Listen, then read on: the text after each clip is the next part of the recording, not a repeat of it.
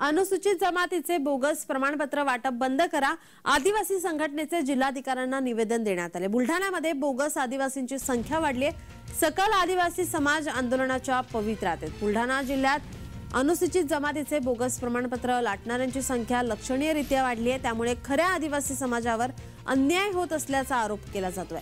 पारधी आदिवासी संघटनेच्या पदाधिकाऱ्यांकडून बुलढाणा जिल्हाधिकाऱ्यांना त्या संबंधाने निवेदन देण्यात आले आहे। गेल्या काही काळात बुलढाणा जिल्ह्यातील खामगाव, मलकापूर, बुलढाणा उपविभागात मोठ्या प्रमाणात अनुसूचित जमातीचे बोगस प्रमाणपत्र लाटणाऱ्यांची संख्या वाढली आहे। जे समाज अनुसूचित जमाती या प्रवर्गात येत नसताना सुद्धा अनेकांनी अनुसूचित जमाती म्हणजेच एसटी प्रवर्गाचे प्रमाणपत्र मिळवून शासनाच्या आरक्षणाचे अनेक लाभ मिळवले आहेत। त्यामुळे खऱ्या आदिवासींवर हा अन्याय होत असल्याचं सांगितलं जात आहे। तात्काळ या संपूर्ण बोगस आदिवासी प्रमाणपत्राची पडताळणी करून सर्व प्रमाणपत्र रद्द करण्यात यावे अशी मागणी आदिवासी समाज बांधवांकडून होते।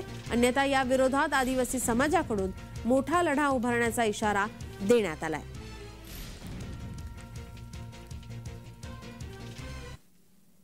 अनुसूचित जमातीचे प्रमाणपत्र वितरित करण्याचे हे करत आहेत आणि शासनावर प्रशासनावर दबाव टाकत आहेत की आम्ही आदिवासी खरे आदिवासी आहे असं दाखवत आहेत, परंतु ते खोटे आदिवासी आहेत।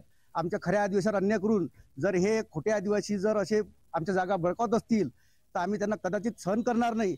आणि आज जे निवेदन दिलं हे निवेदन नुसतं आज जिल्हाधिकारी साहेबांना नुसतं माहिती कसं दिलं, पण यानंतर आमचा असा लढा राहील या खोट्या आदिवासी संदर्भात की यांच्यावर 420 नुसार गुन्हे दाखल करण्यात यावे। बुलढाणा जिल्ह्यामधून जे जातीचे प्रमाणपत्र बोगस आदिवासींना वाटप केलेले आहेत ती सर्व जातीचे प्रमाणपत्र सरसकट रद्द करण्यात यावे।